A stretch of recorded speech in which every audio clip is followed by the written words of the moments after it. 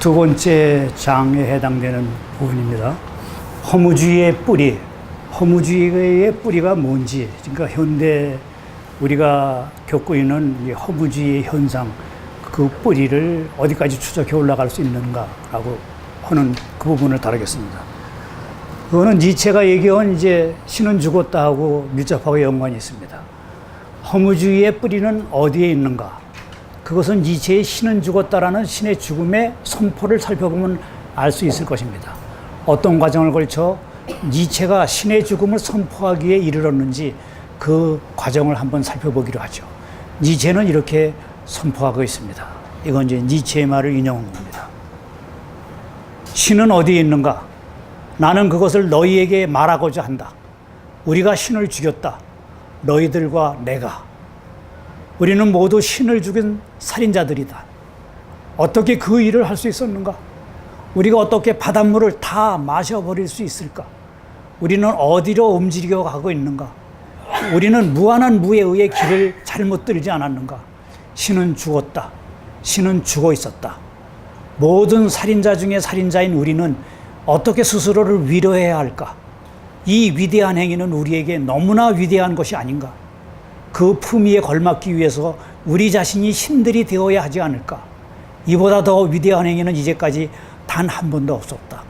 우리 이후에 태어나는 모든 사람은 이 행위 때문에 지금까지의 모든 역사보다 더 위대한 역사에 속한다. 니체는 약간 대단한 사람입니다. 그래서 대단한 이제 필력을 가지고 있죠. 니체는 타고난 천재라고 그럽니다. 니체는 철학을 공부하지도 않았습니다. 고전 문학을 공부했습니다. 고전 문학을 공부했는데 대학교 석사과정 다니면서 고전 문학 강의에 그러니까 그 발표 논문 하나, 우리 식으로 얘기하면 리포트고, 이제 독일에서는 일종의 연구 논문입니다. 연구 논문을 써서 냈는데 담당 교수가 그걸 읽어보고 깜짝 놀랐다. 이렇게 대단한 사람. 그래서 바로 그 사람은 교수로 채용을 했다. 그래서 니체는 사실 철학을 제대로 공부한 건 아닙니다. 그래서 니체가 아는 건 이제 대충 굵직굵직한 철학자들이죠. 그 다음에 니체는 대부분 이제 이렇게 사색을 통해서 자기 글을 쓰기 시작합니다. 그래서 니체가 남겨놓은 글들은 아주 방대하죠. 그래서 누구는 뭐 그런 식의 어담을 들려주기도 합니다. 니체는 그렇게 얘기했답니다. 나는 왜 이렇게 독일어를 잘하는가? 라고.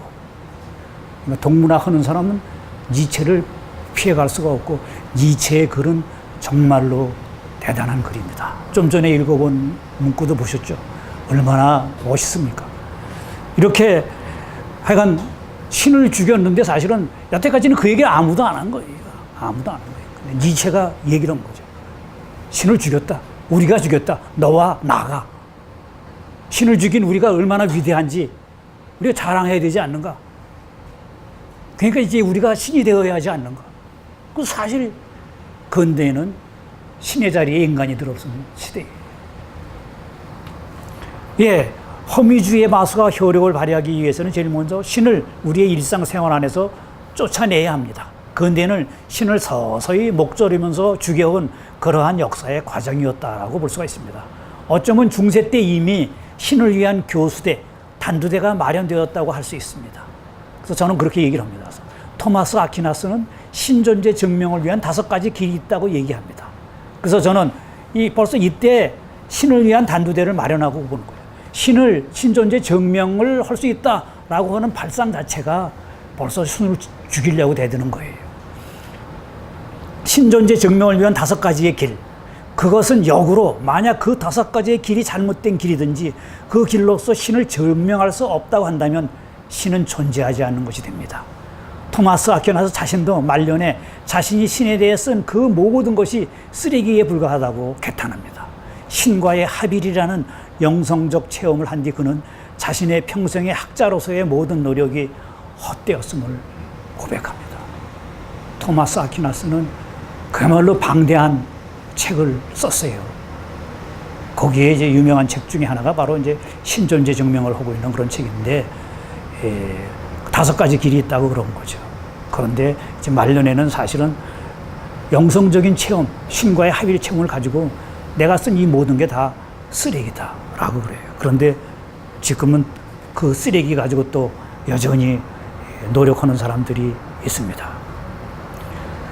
이렇게 바로 이렇게 중세 자체가 오직 이성적인 길, 합리적인 길, 논리적인 길, 계산의 길로만 신에게 이룰 수 있다고 여겼습니다.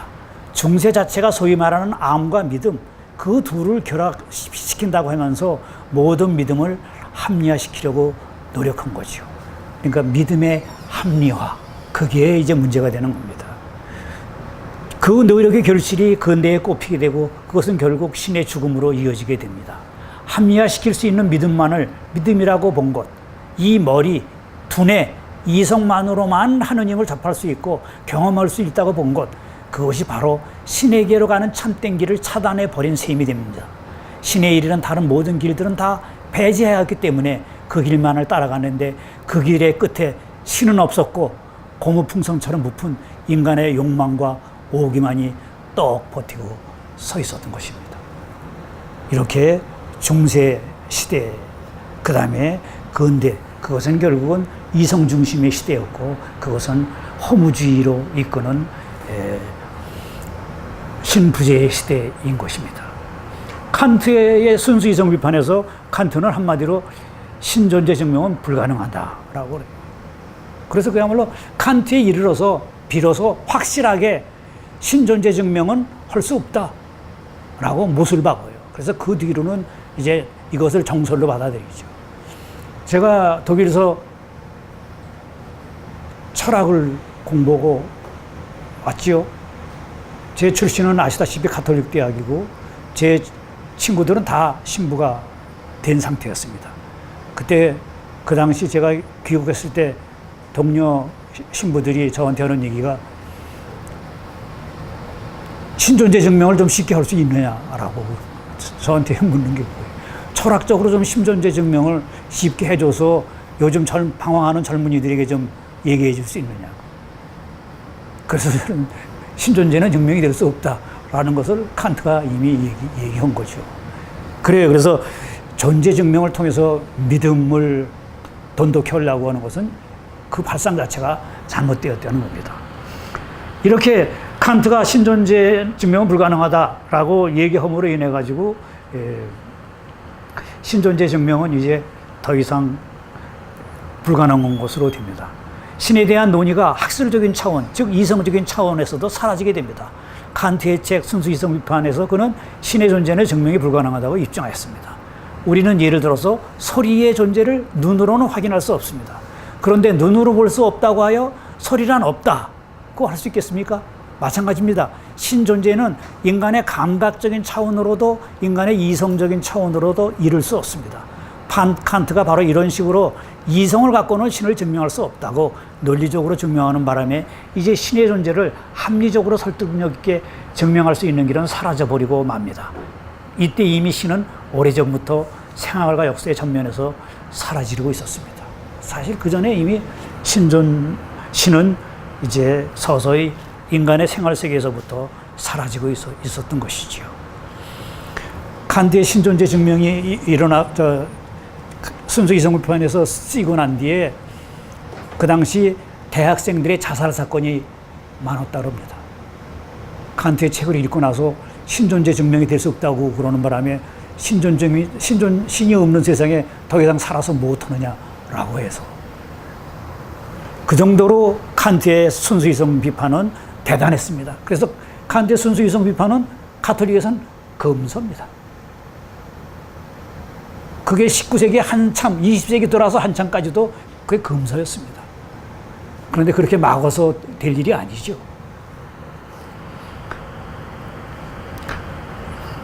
칸트의 순수 이성 비판에서 신존재 증명의 불가능성에 대한 주장은 그 위력이 대단했습니다. 그 이후 신이 서서히 죽어온 것, 그래서 삶 속에서 쫓겨난 것, 그래서 그 신의 자리에 인간이 들어서서 그 자리를 차지한 것, 이것이 근대의 근대화 과정입니다. 독일의 유명한 시인 하이네가 있죠. 하이니히 하이네. 그 하이네가 한 유명한 말이 있어요. 아까 제가 말씀을 드렸죠. 독일 사람들은 프랑스에 대해서 정치 콤플렉스가 있다고. 프랑스 대혁명을 통해서 인류의 뭔가 대단한 것을 일으켰는데, 그래서 그것도 부러워하고, 그 다음에 나폴레옹 같은 위대한 위인이 탄생해서 세상에 인류사에 남을 족적을 내세웠고, 그래서 헤겔은 그 유명한 말 있잖아요. 헤겔 당시에 나폴레옹이 독일을 휩쓸었어요. 그런데 그 말을 탄 세계 역사를 보려고 헤겔이 다락방에 숨어서 그 나폴레옹을 보려고 노력했다고 그러잖아요. 그 정도로 독일의 지성인들은 프랑스 대혁명 나폴레옹을 대단한 존재로 알았어요. 그런데 하이네가 그렇게 얘기를 한 거죠. 너희는 프랑스 대혁명 뭐 그런 걸 통해서 한 일이 뭐냐? 고작해 왕의 머리 하나를 잘랐을 뿐이지 않냐. 그렇지 않으면 우리의 칸트를 봐라. 칸트는 하느님의 머리를 잘라서 하느님이 존재가 증명이 안 되고 그 수많은 천사들이 존재가 증명이 안 돼가지고 아직도 하늘을 헤매고 다닌다 라고 한 그 유명한 말을 했습니다. 그겁니다. 그러니까 프랑스는 왕의 머리 하나를 쳤지만 칸트는 하느님의 머리를 치는 바람에 그 이후로 신의 존재가 증명이 안 된 시대를 살고 있는 겁니다. 어쨌든 계속 이렇게 이성 중심, 존재자 중심, 인간 중심, 서양 중심으로 흘러옵니다. 그래서 포스트 모더니즘, 아까 말씀드렸죠. 포스트 모던, 모던 이후의 시대를 총괄해서 말합니다. 이것을 이러하면서 탈근대를 주장하는 사람들이 비판하는 것 중 하나가 근대화가 가졌던 바로 이성 중심, 로고스 중심의 태도입니다. 합리화 과정, 머리로만 모든 것을 해결하려는 냉철한 이성으로 모든 것을 판단하려는 이성 중심, 그리고 그에 따른 인간 중심의 경향을 비판하게 되었던 것입니다. 거기에는 또한 존재자 중심, 더 나아가 서양 중심을 확인할 수 있습니다. 이렇게 서구의 근대화는 한마디로 신 내지는 성스러운 것, 신적인 것을 우리의 생활 속에서부터 쫓아낸 뒤 가능했습니다. 그래서 니체가 한 말이 그것이라고 그랬잖아요. 이렇게 인간이 위대하다고 그러는데 그 위대하다고 하는 인간을 이 지구의 역사와 비춰서 본다면 이 지구는, 인간은 이 지구상에 아무 쓸데없는 병원체일 뿐이라고. 근대화의 과정, 그것은 곧 세속학의 과정이었고 신죽임의 과정이었습니다. 허무주의의 뿌리, 그것은 인간에게 여러 가지 많은 능력 가운데 이성적인 능력만을 극대화시켜서 이성적으로 접근할 수 있는 존재만을 유일한 것으로 봤고 그 안에 들어오지 않는 것은 없다고 본 데 있습니다. 한마디로 존재자 중심이고 그 안에 들어오지 않은 모든 것은 없애버린, 그래서 무제거의 역사라고 볼 수 있습니다. 근데 이제 그 무가 망령처럼 유령처럼 우리 주위를 만들며 우리 자신을 괴롭힙니다. 그것이 바로 허무주의입니다. 이러한 허무주의를 극복할 수 있는 길은 없는지, 있다면 어떤 것인지 그것을 한번 우리는 살펴봐야죠. 그래서 이제 3장으로 넘어와서 허무주의 극복을 위한 노력들을 한번 보도록 하죠.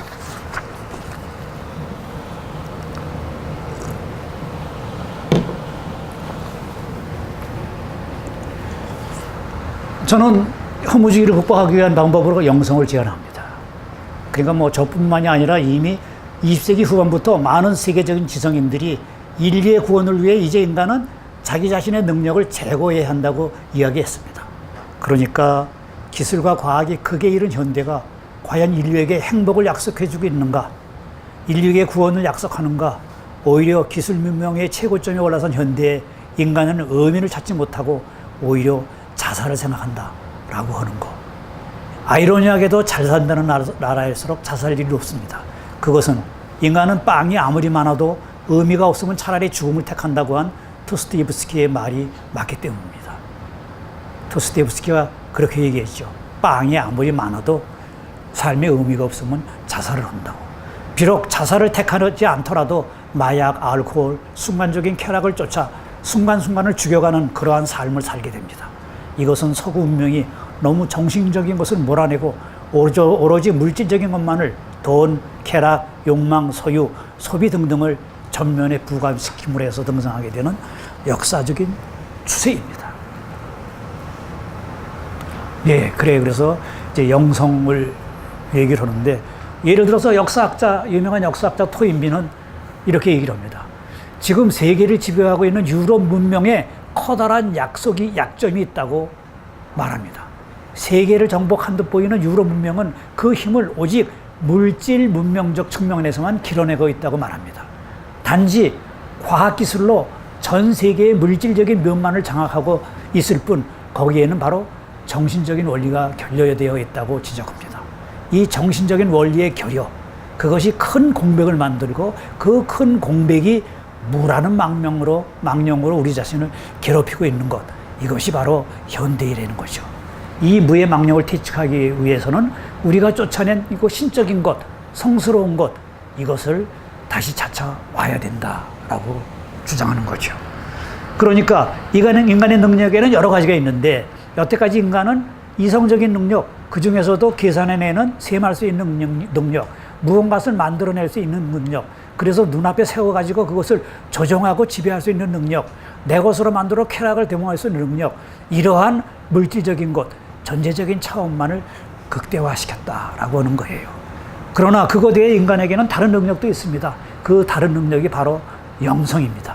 이성의 반대급부인 또는 이성적인 차원이 접근할 수 없다고 하여서 외면하였던 다른 차원으로서의 영성적인 차원 말입니다. 토인비는 21세기는 새로운 영성의 시대, 새로운 종교성의 시대가 되어야 한다고 얘기했습니다. 그러니까 토인비가 이미 21세기는 새로운 종교성의 시대, 새로운 영성의 시대가 되어야 한다고 얘기를 했죠. 그래서 이제 그런 전통을 이어받아서 아까 강의 벽두에 말씀을 드린 한스 큉이 이제 그 길을 가려고 노력을 했습니다. 포스트 모더니스트들도 바로 이러한 탈근들에서 주장하고 있는 것은 이성이 아닌 다른 것이다 라고 하는 데는 공감을 하죠. 그래서 우리가 이성적인 것이 아니라고 해서 외면했던 것을 다시 부각시켜 보자는 추세로 가고 있습니다. 그래서 이성이 아닌 다른 것은 그게 뭔가, 그래서 그 사람들이 찾아낸 게 광기, 폭력, 섹스입니다. 그래서 그들은 바로 이것들에 대해 새롭게 접근하고 새롭게 해석하고 있습니다. 그래서 우리의 그러니까 인문학계를 휘젓고 있는 것도 바로 이 탈근대, 프랑스의 탈근대 철학자들이고, 그래서 이러한 이야기들, 광기, 폭력, 섹스를 얘기를 하고 있는 감성적인 차원을 강조하는 그런 탈근대가 유행했습니다. 그렇지만 그건 뭐예요?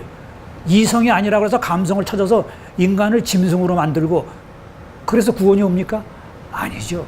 그래서 탈근대에서도 바로 이러한 감성만을 강조하는 거, 그게 이제 문제가 되고 있는 거예요. 그래서 저는 거기에 영성을 대비시켜야 된다라고 보는 거죠. 이렇게 이들이 보고 있는 이성이 아닌 다른 것으로서의 이러한 것들도 전부가 아닙니다. 이성적인 현실이 아닌 다른 현실이 또 있습니다. 그것은 예컨대 종교적, 도덕적, 예술적인 현실이 그런 것입니다. 이러한 것들이 이성적으로 접근할 수 없다고 해서 서서히 하나씩 배제되었던 것입니다. 한마디로 종교, 도덕, 예술적인 현실의 접근을 가로막았던 인간의 잘못된 태도는 무엇보다도 무공호, 그래서 없다고 배대한 현실의 영향에 대한 잘못된 관계맺음이에요. 그러니까 현실과 우리는 어떻게 관계 맺느냐라고 했는데, 이성과만 관계 맺는다라고 하는 것을 표본으로 삼았는데, 그게 아니다. 그러니까 그러면 감성으로만 관계 맺어야 된다라고 하면은 인간의 짐승화가 되는 거죠. 그래서 허무주의가 오히려 더 깊어지는 거죠. 그러니까 의미를 찾으려면 영성적인 차원이 있어야 된다. 이제 우리가 무공호, 그래서 없다고 생각한 그것, 없는 것, 즉 무가 그 우리를 괴롭히고 있습니다. 그 없는 것에 대한 경험의 가능성을 새삼스럽게 인정하고 거기에 어떻게 이룰 수 있는지를 곰곰이 생각해 보아야 합니다. 그럴 경우 우리가 관과했던 새로운 현실이 열리고 우리에게는 새로운 삶의 가능성이 주어질 것입니다. 그게 이제 탈근대에서 우리가 보완해야 할 것, 그것을 저는 영성이라고 봅니다. 그런데 제가 누차 강조하듯이 서양은 이성이 발달한 역사입니다. 서양의 학문의 역사, 철학의 역사, 기술, 과학의 역사, 다 그건 이성, 지성이 강조가 된 역사입니다. 근데 동아시아는 어떻습니까? 동아시아는 바로 이 점에 있어서는 서양의 뒤집니다. 그렇지만 동아시아는 감성, 영성에 있어서는 앞서갑니다. 이제 그 점을 우리는 봐야 된다는 거죠. 그러니까 동아시아 사람들은 이제 숨겨진 재능을 펼칠 수 있는 기회가 왔습니다. 그래서 포스트 모던 시대에 이제 한국 사람들이 길을 펴는 거예요. 한국의 문화가 전 세계를 누비는 거, 그거는 한국의 감성적인 차원. 그리고 우리의 문화 속에는 감성만이 들어있는 게 아니라 영성까지 들어있기 때문에 그래요. 그래서 우리의 모든 그 문화적인 행태가 서양 사람들이 보기에는 단순한 감성적인 것이 아니라 거기에는 뭔가 다른 게 있는 거예요. 그것을 이제 김지아 시인의 말을 빌린다면 그것이 흰 그늘의 미학인 거예요. 흰 그늘의 미학. 뭔가 그늘이 있는데 그 그늘이 흰 그늘, 영적인 그늘이라는 거죠. 영성적인 그늘이라는 거죠. 서양은 이성중심적 추세로 발달되어 왔고, 그래서 서양 사람들에게는 무엇보다도 이성적인 능력이 극도로 발달되었습니다. 이에 비해 동양 사람들, 특히 한국 사람들은 어쩌면 이성적인 능력이 서양만큼 잘 발달하지 못했습니다.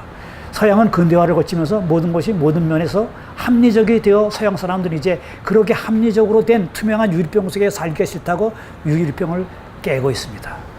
그러니까 모든 것이 투명하게 합리적이 되면은 이제 유리병과 같은 데서 사는 것 같다는 거죠. 그렇지만 우리는 다릅니다. 우리의 지난 반만 년의 역사, 그리고 근대화가 시작된 지난 100년의 역사 속에서 우리는 서양처럼 그렇게 합리적이 된 적이 한 번도 없었습니다. 우리의 불행은 또 그거죠. 우리는 합리적이 되지 않고 이성적이 되지 않은 게 문제인 겁니다. 우리의 생활 세계가 유리그릇처럼 투명한 본 적이 없었습니다. 그 투명을 배우자고 지금 사방팔방에서 경제적, 정치적, 종교적인 투명을 이야기하지만 우리는 지금 온통 부정, 부패, 적폐 청산에 시달리고 있습니다. 바로 이성적인 차원에서 본다면 한국인은 모든 면에서 실패작이라고 할 수 있습니다. 지금도 우리는 아직도 이 문제로 앓고 있죠. 그러나 이제 인류가 이성이 아닌 다른 차원을 찾으며 그래서 영적인 차원을 찾아야 하는 시대에 들어서고 있기 때문에 한국 사람들은 서양 사람들이 갖지 못한 새로운 능력으로 인류 사회에 기여할 수 있는 시대가 왔다고 말할 수 있습니다. 20세기 말 20세기에 들어서면서 사람들은 우리 시대가 이제 3F 시대라고 이야기를 합니다. Feeling, Female, Fiction. 즉 감성, 여성, 가상입니다. 그 중에서도 특히 감각, 여성이 강조가 됩니다. 근대화가 일으켜놓은 일면적인 발전인 이성중심, 인간중심, 서양중심, 남성중심의 경향에서 벗어나 이제 감각에도 기회를 주고 여성적인 차원도 키우고 더 나아가 영성적인 차원도 키워야 할 시대가 된 것입니다. 그래서 아시겠지만 김지아 시인이 박근혜 대통령이 됐을 때, 박근혜 여성이 대통령이 됐을 때 박수를 쳤어요. 바로 이러한 새로운 시대에 걸맞게 동아시아에서 최초로 여성이 대통령이 되었다라고. 그런데 사실은 기대에 못 미쳤죠. 서양 사람들이 자기들 것만이 절대라고 생각한 이 절대 중심에 의해서 지금까지는 이 중심에 끼지 못한 주변이 소화되었습니다. 이러한 절대 중심이 근데 무너지면서 다중심 시대인 다원주의 시대로 넘어가고 있습니다. 다원주의 시대를 살아갈 삶의 문법을 찾아라. 이것이 현대인들이 시급히 해결해야 할 과제의 하나입니다. 한스킹은 이 점을 종교 평화 없이 세계 평화 없다라는 말을 표현했습니다. 서양 중심 속에서는 유일한 종교인 기독교에 의한 세계 구원만이 당연하고 자연스럽게 얘기되었습니다. 이제는 그런 잘못된 선입견에서부터 벗어나야 합니다. 이제는 무엇보다도 종교들 간의 관용, 평화, 관용, 그리고 상호 인정이 필요한 시대입니다. 평화를 외치는 종교가 평화를 맞는 장애 영예인이 되지는 말아야지요. 예, 그래서 저는 이제 새로운 영성을 찾아서, 그러면 영성을 어느 방향으로 찾아야 되느냐? 영성, 서구식으로 찾아서는 안 된다라고 하는 거예요. 서양 사람들은 그거는 인정하는 거예요. 그래서 이제 마더 데레사를 제가 이제 끌어들입니다. 마더 데레사의 유명한 말이 뭐냐면 나눔 없이 평화 없다. 아까는 한스킹은 뭐라고 했어요? 종교 평화 없이 세계 평화 없다. 근데 마더 데레사는 한마디로 나눔 없이는 평화 없다. 우리 시대에 지금 평화가 없는 거는 나누려는 마음이 있기 때문에 그렇다는 거죠. 그렇잖아요. 지금 인류가 75억이라고 그러는데 지금 우리가 가지고 있는 기술, 과학, 이거 가지고 70억 인류가 충분히 먹고 살 수가 있다는 거예요. 그런데 경제가들 하는 짓이 뭡니까? 우유가 남아도라도 절대 가격 안 내려요. 그 우유 전부 갖다가 바닷속에 갖다 버리죠. 음식이 남아도라도 절대 가격 내리지 않잖아요. 경쟁력이 무너진다고 해서. 그래서 그 없어지는 음식이 얼마나 많아요. 그 없어지는 음식으로 굶어 죽는 인류들을 다 구원할 수도 있는 거예요. 그렇지만 나누려는 마음이 없기 때문에 지 혼자 돈 벌겠다고 하는 그런 이 소유욕 때문에 평화가 없는 것이죠. 소비 중심으로 살아가던 삶의 방식을 바꿔서 이제부터는 우리가 가진 것을 남과 나누고 우리 자신까지도 남과 나누는 나눔과 비움의 생활을 실천해야 이 세상에서의 평화가 실현된다라고 마더 데레사는 얘기합니다. 우리는 이러한 마더 데레사의 영성적인 태도를 배워 생활해야 합니다. 그렇게 우리는 새로운 영성을 찾아라라고 하는 시대적인 분위기와 시대가 요구하고 있는 새로운 삶의 방식으로 우리의 관심을 돌려야 합니다.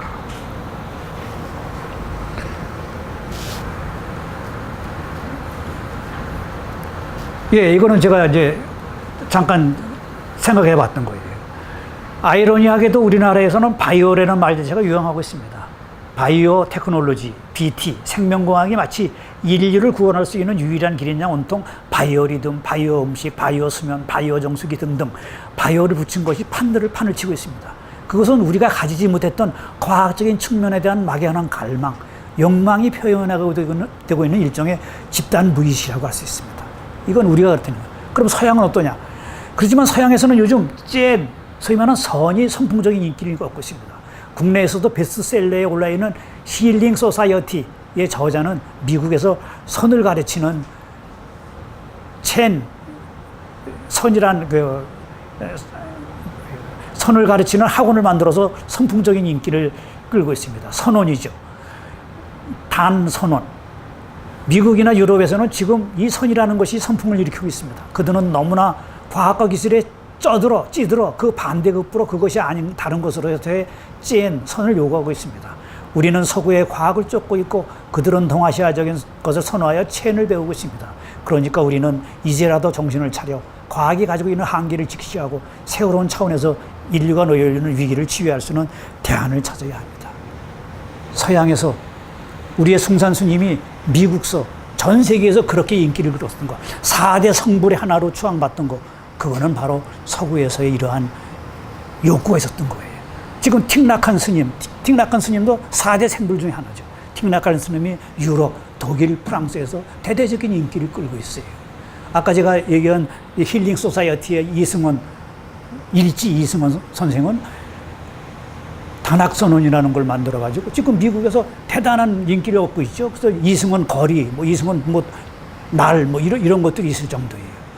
그래서 제가 외대에서 가르쳤는데 외대에서 제 강의를 듣던 학생 하나가 바로 이거 일지 그 기업에 들어가서 일지 희망 메시지라고 해서 매일 보내는 메일을 저한테도 요즘 보내고 있는데 미국에 있는 제가 좀 전에 말씀드린 제 친구가 얘기하는 게 미국서 그 단학선언의 사람들이 완전히 그 수도승이 절 광고고 다니듯이 그렇대요. 그러니까 예전에 제가 독일서 공부하면서 놀란 것 중에 하나가 독일의 통일교가 그렇게 사람들한테 인기가 있더라고요. 그러니까 바로 지금 미국서 그런 식으로 단학선언이 일종의 이러한 영성적인 차원. 그 다음에 일지 그 이승원 선생은 바로 이 영성에다가 과학을 접목을 시키는 거예요. 그래서 뇌과학, 뇌호흡이라고 해가지고 더욱 영성에 영향력을 펼치고 있는 거죠. 어쨌든 바로 그 사람들이 이제 우리 시대가 필요한 것을 제대로 보고 있어요. 이런 식으로 새로운 영성을 강조한 서양 사람들로서는 토인비, 하이데거, 칼라너, 한스킹, 카프라, 하비콕스 등이 있었고 동아시아 사람으로는 마더 데레사, 깐디, 한국 사람으로는 유영모, 김지아 등이 있습니다. 하이데거는 말년에 오직 10만이 우리를 구원할 수 있다고 하면서 영성적인 차원이 필요하다고 얘기했습니다. 그럼에도 불구하고 서양 사람들이 생각하는 영성과 우리가 생각하는 영성은 그 차원이 틀립니다.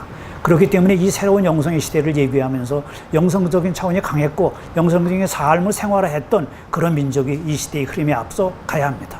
그런 의미에서 힐링 소사이어티의 저자는 바로 한국적인 영성적 독특함을 미국 사회에서 최대한 살리고 있는 셈입니다. 그래서 저는 이제 서양의 영성 학자로 하비 콕스를 한번 예를 들었어요. 하비 콕스는 영성을 이야기하면서도 여전히 로고스, 이성 중심적으로 논의를 전개시키고 있음을 우리는 확인할 수 있습니다. 그의 저서 영성, 음악, 여성, 20세기 종려와 성령운동, 이것이 하비 콕스가 낸 최근의 책인데, 이것이 제가 보기에는, 제가 읽어보니까 이거는 바로 여전히 영성을 얘기하면서도 이성 중심적으로 얘기한다 이거예요. 그러니까 서양 사람들이 가지고 있는 한계죠. 이 책에서는 인간의 원초적인 영성에 근거한 세 가지 특징을 다한 것 같은 것으로 봅니다. 즉, 방언, 기도와 같은 원초적 언어, 이성이죠. 이적과 기적에 근거한 원초적 신앙심, 여기는 기적을 또 얘기를 합니다. 그리고 임박한 하느님의 나라의 현존적 미래를 바라보는 원초적 희망이 그것입니다. 그렇지만 이 모든 것이 이 바탕에 깔려있는 것은 바로 로고스, 즉 이성, 말입니다. 이러한 이성적인 차원의 영성만 가지고는 희망이 없습니다. 국내에서 많이 하고 있는 성령운동, 신앙부흥이라는 것, 바로 그것이 그거잖아요. 그것은 거의 개신교의 것이고 이것은 대다수 미국에서 들어온 것들입니다. 그것은 한결같이 언어 중심, 로고스 중심으로 이루어집니다. 방언이나 큰 소리로 기도하고 울부짖는 등 이 모든 것이 소란 속에서 멀쩡한 혼을 빼앗아 뭔가 영성적인 차원에 도달해야 합니다. 이것이 전형적인 서구적인 영성입니다. 그렇지만 거기에는 영성에 갖는 근본적인 차원이 간과되고 있습니다. 뭐가 간과되어 있습니다? 침묵이죠, 침묵이요. 그렇게 소리 질러대면서 하느님이 오기를 기다린다는 거, 그 자체가 모순이라는 거예요. 그래서 마더 데레사는 그래요. 영성의 첫 단계, 침묵이다. 제가 독일서 공부하던 시절에, 유학생 시절에 한국 이제 가톨릭 한인회 회장으로 있었어요. 그래서 이제 칼라너 교수는 제가 있는 대학의 유명한 강의 교수였고요. 칼라너는 현대가 낳은 세 사람의 위대한 신학자 중에 한 사람입니다. 현대가 낳은 위대한 신학자 세 사람. 가톨릭의 칼라너, 개신교의 파울 틸리, 독일어로 나온 파울 틸리, 영어로 나온 폴 틸리, 그 다음에 유대교의 마틴 부버, 이 세 사람을 20세기의 유명한 신학자라고 합니다. 그 중에 한 사람으로 속하는 칼라너입니다. 이 사람은 한국교회에 기대하며 희망이 있다고 얘기를 합니다.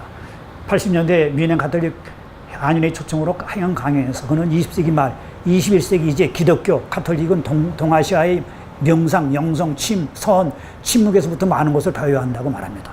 로고스 중심, 이성 중심, 언어 중심이 그 로고스를 터옥단으로 몰고 가 트랑스, 초월 상태에 도달해야 해서는 안 되고 이제 인류가 시도해야 할 것은 그 반대급부인 침묵이라고 얘기를 했습니다.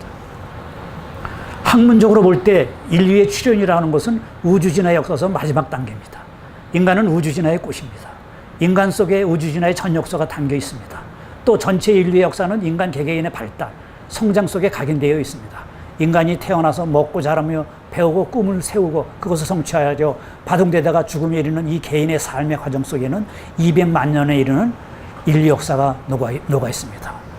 그래서 개체 발생은 종족 발생을 반복한다라고는 유명한 말이 있습니다. 개체의 삶의 이 과정들을 살펴보면은 종족 발생의 흔적이 있다라고 하는 거죠. 이제 그걸 예를 들어서 말합니다.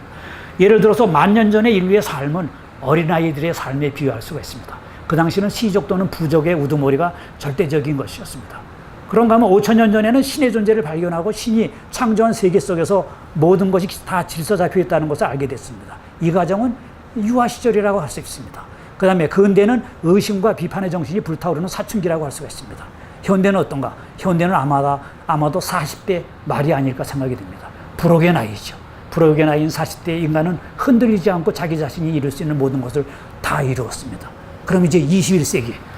그래서 인간은 자신이 이성으로 이루어놓은 많은 것들에 대해서 자부심을 가져도 좋을 듯 합니다. 이제 21세기 지천명의 나이입니다. 지천명의 나이. 그런데 50대로 넘어가는 과정에서 인류는 이제 갈 길을 놓입니다. 인류는 지금 자기가 이루어놓은 것에 도취되어 건강이나 미역, 문화생활에 눈을 돌리며 이제 좀 즐겨보자고 결단을 내릴 수 있습니다. 또는 이와는 다르게 그동안 자기가 잊고 지냈던 다른 차원, 즉 신적인 것, 성스러운 것 등 영성적인 것에 대한 깨달음, 나 자신, 내 가족, 내 나라, 지구 등등을 벗어나 우주적인 차원의 나를 생각하면서 지천명의 나이인 50대가 될 수가 있습니다. 인류는 지천명의 나이로 들어서느냐, 아니면 쾌락과 아니만을 쫓아 모든 것을 즐기며 사는 허무주의냐는 기로에 놓여 있는 것입니다. 인류의 역사가 각인될 그 삶을 개체가 50대 영성적인 삶으로 채울 것이냐, 아니면 그것과는 다른 것, 즉 무한견정, 무한소비, 무한쾌락의 삶으로 각인할 것이냐에 따라 미래의 인류는 달라질 것입니다. 그래서 영성적인 차원, 즉 무공허의 마음을 열며 살았던 한국인들은 새로운 시대를 맞이하여 인류 사회에 기여할 수 있는 길을 찾아야 합니다. 그것은 한국이라는 울타리를 벗어나 눈을 크게 뜨고 우리 자신을 되돌아보고 인류의 미래를 내다보고 거기서부터 새로운 삶의 길을 모색할 때 가능한 것입니다. 이렇게 저는 새로운 영성을 얘기를 하면서 거기서 희망을 봅니다. 이제 또 한 사람의 영성학자, 철학자를 얘기를 들면은 이제 베르나르드 베리테라는 사람입니다.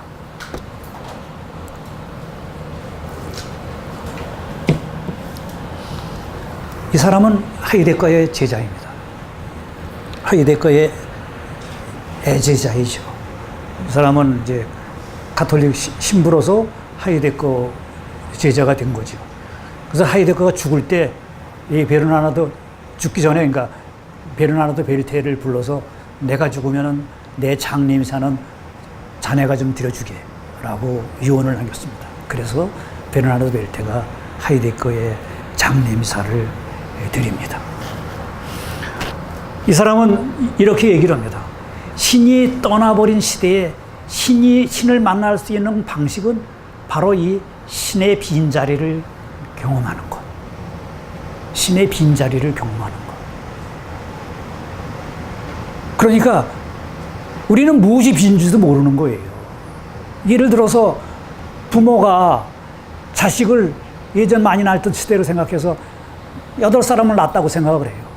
그런데 그 중에 두셋이 비어 있는데 그 두셋이 비어 있는 걸 모르고 그냥 살아간다고 하면 어떻게 되겠어요? 그 빈자리를 못 느끼는 것이죠.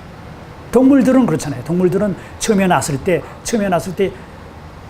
대충 8마리 나면은 젖꼭지가 8개가 있잖아요. 그래서 벌써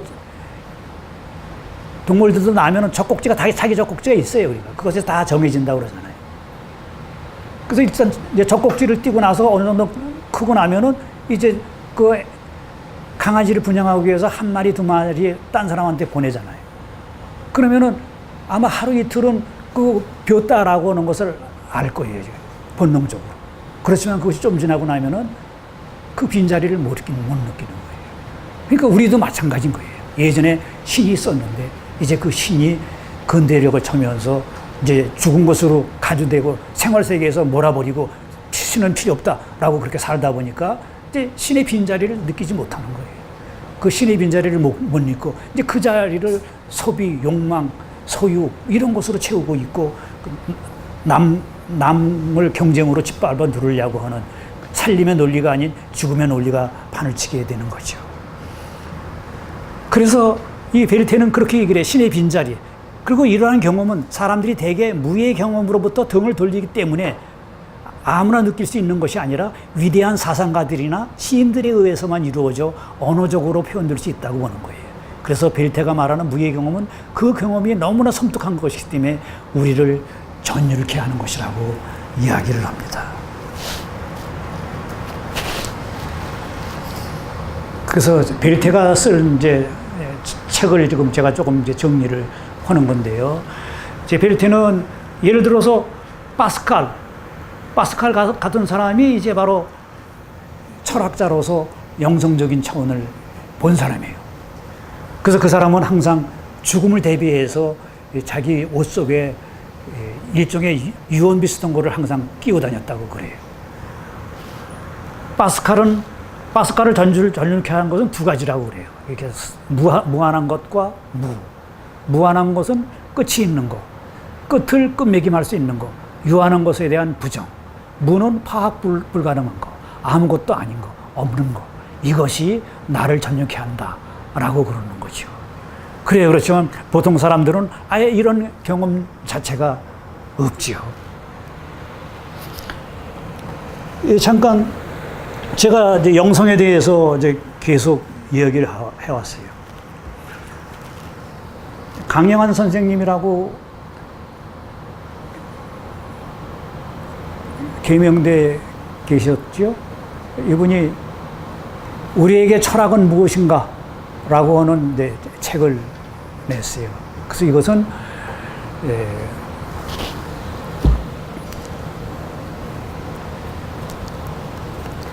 근대 이성 주체를 중심으로 살펴본 현대 한국 철학사라고 되어 있습니다. 이 책은 2002년에 나왔는데 2002년에 나왔습니다. 그러니까 한국의 현대 철학사를 나름대로 정리한 겁니다.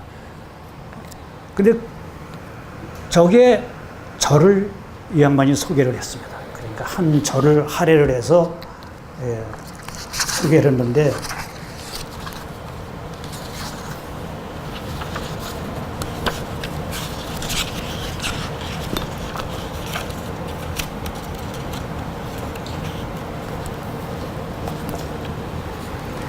이 땅에서 철학하기와 영성적 이성이라는 제목으로 저를 소개했습니다. 제가 그러니까 이미 오래전부터 영성을 강조했던 점을 들어서 제가 독특하게 철학사로서 영성을 강조했다라고 하는 것을 소개하면서 제 주장을 대충 간추려서 소개를 했어요. 그러면서 이제 약간 비판적으로 자기는 그렇지만 인격주의를 따른다. 합리적 인격주의. 그래서 제가 보기엔 여전히 이제 서구적인 사고방식이죠. 이제 그 양반은 나중에 레비나스를 좋아해가지고 레비나스의 사상을 이제 따르고 있는 것을 얘기를 하고 있습니다. 예, 그렇지만 이제 저는 그런 차원이 아니라 지금 많은 사람들이 그런 인격이라고 하는 것도 결국은 인간 중심이 되고 있는 거거든요. 그래서 인격도 제대로 된 인격은 자기 자신을 비우는 인격이 제대로 된 인격이라고 그래요. 자기 자신을 비우고 한 얼과 일치가 되는 거. 그것이 제대로 된 인격이죠. 그래서 우리가 죽으면 인격으로서 하늘에서 모든 다른 인격들하고 만난다라고 그렇게 이야기를 할 수가 있죠. 예, 니체는 모든 것들의 창조자로서의 신의 죽음을 선포했습니다. 신이 죽음으로써 신에 의해 세워진 모든 것은 아무 의미도 갖지 못하게 됩니다. 니체는 이러한 없음의 경험을 극복하라고 촉구합니다. 그렇지만 이것이 제대로 이루어지지 않았다고 말했지요. 벨테는 없음에 대한 경험을 우리 시대의 근본 경험으로서 파악하였습니다. 그래서 이러한 경험의 증인들로서 하이데거와 브레히트, 그 다음에 엘리어트와 파울 켈란을 중요한 증인으로서 다룹니다. 엘리어트의 시를 보면 거기는 없음, 어둠, 비임, 침묵함 등에 대해서 많은 시들이 얘기되고 있습니다. 여기서의 없음은 결코 무차별적인 것이 아니라 모든 것과 모든 사람에게 관계하면서 그 모든 것을 전율케 하는 것으로서 경험됩니다. 파울 켈란은 그 유명한 시인이면서 이 사람은 유태인 그 홀로코스트를 살아남은 사람이에요. 살아남은 사람으로서 하이데거를 만나서 하이데거와 교분을 갖습니다. 그런데 나중에 그 트라우마를 이기지 못했는지 결국은 자살을 합니다. 이 파울 켈란은 없음의 자리에 대한 종교적인 경험을 시로 노래하고 있습니다. 신이 나타나야 할 자리로서의 편도에는 아무것도 나타나 있지 않다. 그는 아무것도 없음만을 볼 뿐이다. 라고 이야기를 합니다. 언제나 아무것도 없음만이 지속될 뿐 거기에는 아무 흔적이 없다. 라고 얘기합니다. 이렇게 벨테는 우리 시대의 다양한 없음 경험들에 대한 다양한 증인들을 언급함으로써 신의 떠나버림, 벨테의 말로는 신의 경험에 떨어져 나감, 그 신의 떠나버림과 그로 인한 아무것도 없음, 그리고 허무주의 등이 오늘날의 우리들의 근본 경험임을 말하고자 합니다. 여기서부터 출발해야 된다는 거죠. 벨테는 이러한 없음 경험은 결코 경험 없음이 아니다. 없음 경험은 경험 없음이 아니다. 라는 것을 강조합니다. 만일 없음 경험이 경험이라면 그것은 그러한 경험을 한 자를 어떻게든 변화시켜야 할 것입니다. 보통의 변화는 그러한 경험 자체로부터 도망하는 것이 될 것입니다. 그러니까 일반 사람들은 이 경험 자체로부터 도망을 한다 이거죠. 그래서 허무주의 시대에 마약, 술 이런 것으로 도망하는. 물론 그 경험을 지키며 물러서지 않은 채 그 속에 머무는 것도 가능합니다. 그래서 이제 무의 경험에서 만나는 서양과 동양의 종교들, 이 아무것도 없음, 이제 신에 이르는 길, 이것을 가지고 동양과 서양에서는 어떻게 종교에서는 얘기하는지를 살펴보면요. 벨트는 서양인들로서 우리가 허무주의라는 시대의 근본 경험 속에서 신성의 빛남을 함께 경험할 수 있다면, 즉 우리들의 시대에서도 어떻게든 종교적 경험의 가능성이 성립하고 있다면 이러한 존립의 의미는 무엇인가 하고 묻습니다. 그것은 단지 서양의 종교 경험에만 국한되어야 하는가, 아니면 그러한 종교적 경험은 다른 모든 경험에서도 그대로 적용될 수 있는 것인가. 벨트는 아무것도 없음을 통해서 신에 이르는 길이 모든 종교에서 공통으로 보이는 길이라고 생각을 합니다.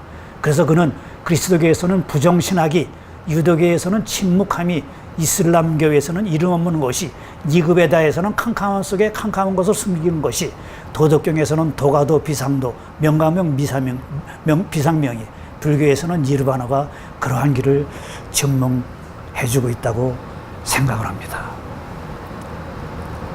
그래서 그리스도교의 전통에서는 니사의 그레고리가 암흑을 통해 신에 대한 본래적인 인식에 도달한 자로서의 모세를 말하는 것을 예를 들고 있어요. 이때 말해지고 있는 암흑이나 구름 등은 그 속에서 우리는 아무것도 볼 수 없기 때문에 우리에게는 아무것도 없음을 뜻합니다. 그러나 모세에게 암흑은 바로 신에게 이르는 길입니다. 위 디오니소스는 신이 이름 없음으로써, 즉 이름이 없기에 아무것도 아닌 자로서 만나진다고 합니다. 이러한 부정신학의 대표자인 마이스터 에크하르트는 우리의 영혼이 받아들여야 할 신은 좋은 신도 진리의 신도 아닌 황야 내지 황무지로서 나타나는 신이라고 봅니다. 이 아무도 보이지 않는 풍경 속에서 신은 아무것도 아닌 것입니다. 신은 표상될 수 있는 것이 아니라 그저 직접적으로 느끼고 경험될 수 있을 뿐이라고 이야기를 합니다. 그리고 벨테는 유대교와 이슬람교도 한 뿌리로부터 난 것이기 때문에 비슷한 방식으로 말해질 수 있다고 봅니다. 그 다음에 벨테가 또 하나 예를 드는 게 이제 불교에서 보여주고 있는 시무도를 설명하고 있습니다. 그래서 그 점을 잠깐 보면요.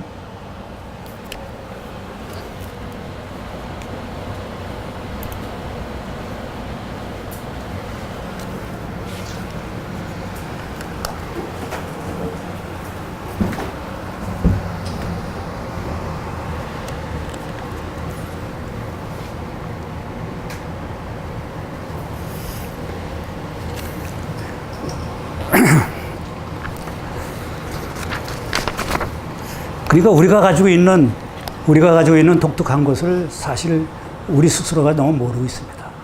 지금 이제 벨라노 벨테가 자기 책에서 소개하고 있는 시무도에서는 사실 뭐 딱 하나, 이 중에서 이 그림 중에서 하나를 예를 들어서 이제 설명하고 있는데,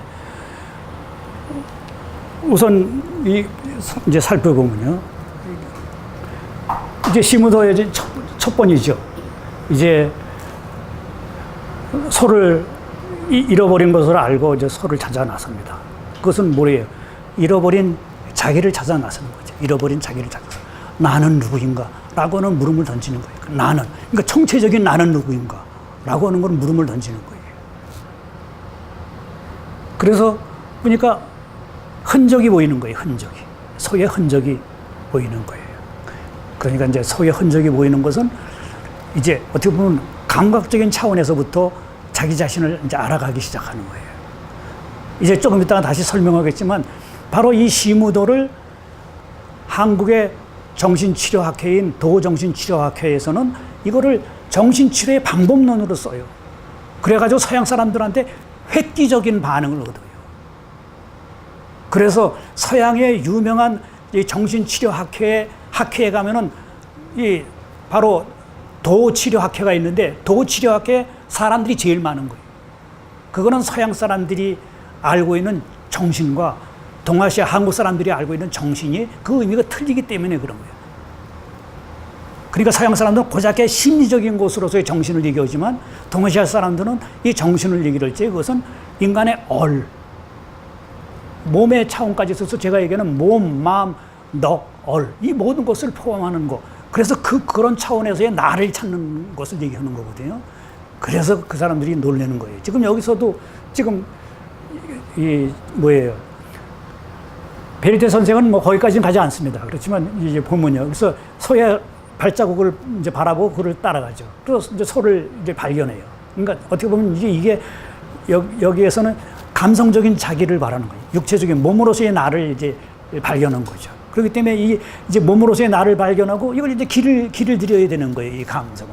그러니까 내가 얼이 온전한 사람이 되려면은 감성을 다스릴 줄 알아야 되는 거예요. 감성에 휘둘려서는 안 되는 거죠. 이것이 소를 발견해가지고 이제 이 소를 자기 것으로 만들려고 하는 거죠. 아이고. 예, 그래서 여기서는 이제 바로 소를 이제 길들이는 거예요. 그래서 소의 색깔이 달라지고 있죠. 소의 색깔이 달라지고 있어요. 그래서 이제 완전한 색깔, 완전히 길들인 거예요. 그래서 그 소를 타고 피를 불면서 이제 집으로 가는 거예요. 그러니까 여기까지는 이제 어떻게 보면 이제 자기 자신을 이제 찾은 거죠. 그 다음에 이건 뭐예요? 이거는 이제 소는 없어지고 나만 남은 거예요. 그러니까 이제 감각으로서의 나를 이제 나는 완전히 통제를 하는 거예요. 그래서 소위 말하는 몸으로서의 나, 마음으로서의 나를 이제 통제를 해서 이제 인격으로서의 정신으로서의 나가 여기에 이제 혼자 있는 거죠. 혼자 있는 거예요. 그런데 이제 바로 한 단계 더 가면은 이 정신으로서의 나까지 없어지는 거예요. 이게 이제 공의 단계예요. 완전한 비움의 단계. 그래서 베르테가 놀란 건 바로 이거예요. 여기서 이제 인간은 공이 된다 이거죠. 우주와 하나가 되어버리는 거예요. 그러니까 서양 사람들이 생각하는 에고, 그게 아니라 한 단계 더 나아가서 우주와 하나가 될 때 인간은 제대로 된 인간이 된다는 것이죠. 그렇게 되니까 그 다음에 어떻게 돼요? 그 다음에는 바로 이렇게 자연 만물과 하나가 되는 거예요. 근본으로 돌아간 거예요. 근본으로 돌아가서 자연 만물과 하나가 되는 거예요. 그럼 근본으로 돌아가면 어떻게 된 거예요? 마지막 시무도의 마지막 10번째 그림, 그거는 일상으로 돌아오는 거예요. 일상으로 돌아와서 일상적인 삶을 사는 거예요. 이것이 시무도가 가리키고 있는 아주 심각한, 아주 깊은 의미입니다. 절에 가면은 대웅전 벽에 다 있습니다. 이 대웅전 벽을 찍어온 사람이 선물한 사진입니다.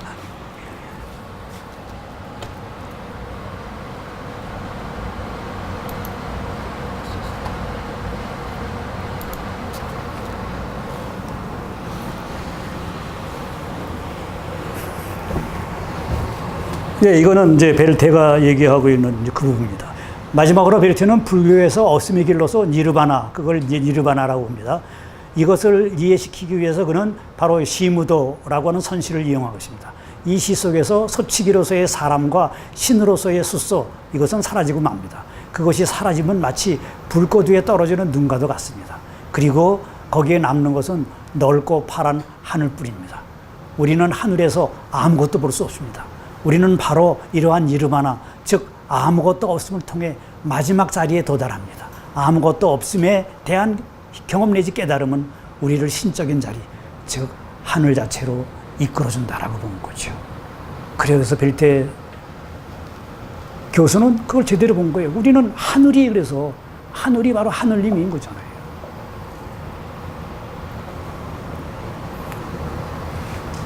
모든 것이 의미 없음의 나락 속으로 빨려 들어가는 허무주의 시대에 이렇게 무에 대한 경험에서 동양과 서양의 종교적인 경험은 만나고 있습니다. 없음이 일으키는 바람에 귀를 기울이고 그 없음에 우리의 마음을 열어놓은 채 신이 떠나버린 빈자리를 지키고 있을 때 인간은 무의 자리지키기로서 마지막 남은 성스러움의 영역을 견지하고 있는 것입니다. 무의 자리지기, 이건 하이데거가 인간을 이야기하는 겁니다. 후기에 가서 하이데거는 인간은 무의 자리지기다 라고 얘기를 합니다. 그러니까 그것은 바로 동아시아의 우리의 종교적인 전통하고 만난다고 볼 수가 있죠. 그래요. 그래서 저는 타석 이용모 선생님을 이제 마지막으로 듣는데 타석 이용모 선생하고 하이데거하고 그래서 만나는 거예요. 그래서 저는 타석 이용모 하이데거가 이제 서양 철학의 마지막에 서양 철학의 종말이라고 얘기하면서 오직 10만이 우리를 구원할 수 있다라고 해가지고 성스러움을 찾아 나선 거기에 미래의 사유가 가야 할 길이라고 한 거. 타석 이용모하고 하이데거는 동시대에 살았습니다. 하이데거는 1889년에 태어났고 타석 이용모는 1890년에 태어났습니다. 딱 1년 차이에요. 그 두 사람이 현대를 살면서 지구 반대편에 있었지만 뜻으로 언로서는 통했던 거예요. 그래요. 그래서 앞으로 타석 이용모 선생님을 얘기를 이제 더 많이 하겠지만 오늘은 마지막 타석 이용모 선생님을 인용하면서 이 강의를 마치도록 하죠. 하느님은 없이 계신다. 그래서 하느님은 언제나 시원하다. 하느님은 몸이 아니다. 어리다. 어른은 없이 계신다. 절대 큰 것을 우리는 못 본다. 아직 더할 수 없이 온전하고 끝없이 큰 것을 무라고 한다. 나는 없는 것을 믿는다. 인생의 구경은 없이 계시는 하느님을 모시자는 것이다. 이것이 무에 대한 종교적 체험, 바로 그 체험을 매일같이 하면서 살아간 삶 속에서 자기의 삶을, 자기의 사상을 보여준 사람, 그 사람이 타석 이용모 선생님입니다. 그래서 타석 이용모 선생님이 대단한 거는 많은 사상가, 많은 철학자, 많은 신학자, 많은 수도자들이 주장하는 게 있지만 그 주장대로 살았느냐 하면은 그렇지가 못한 거예요. 그렇지만 타석 이용모 선생님은 자기가 이야기하고 자기가 주장한 대로 그렇게 삶으로 보여준 거예요. 그런 사람이 동서양을 찾아 눈을 씻고 봐도 없는 거예요. 그래서 저는 우리 동시대에 그런 위대한 사람이 살았는데 아무도 그 위대한 사람을 알아보지 못했어요. 고작해야 이상한 사람. 또 이상하다고 그러죠. 기인 뭐 이렇게. 그래서 타석 이용모 선생님의 지혜자인 김홍호 선생님. 김홍호 선생님도 타석 이용모 선생님의 삶을 따라가지고 살려고 굉장히 노력을 했어요. 그렇지만 어느 잡지에서 김홍호 선생님 소개한 걸 보니까 거기도 우리 시대의 기인이라고 소개를 했어요. 우리 시대, 그러니까 허무주의 시대, 소비와 욕망으로 살아가는 이 시대에 하루에 한 끼만 먹고 한 끼만 먹으면서 자기의 것을 나눠주고 자기의 살을 자기가 먹으면서 사는 사람, 그런 사람은 다 이상하게 보이는 거예요. 그런 시대에 우리가 살고 있는 거예요. 그것으로서 우리는 바로 우리가 허무주의 시대에 산다는 것을 입증하는 거예요. 그래요. 우리는 허무주의 시대에 무엇이 우리한테 비어 있는지 그 빈 곳 때문에 아픔을 느낄 수 있어야 됩니다. 그러면은 21세기 인류에는 희망이 있다고 생각합니다.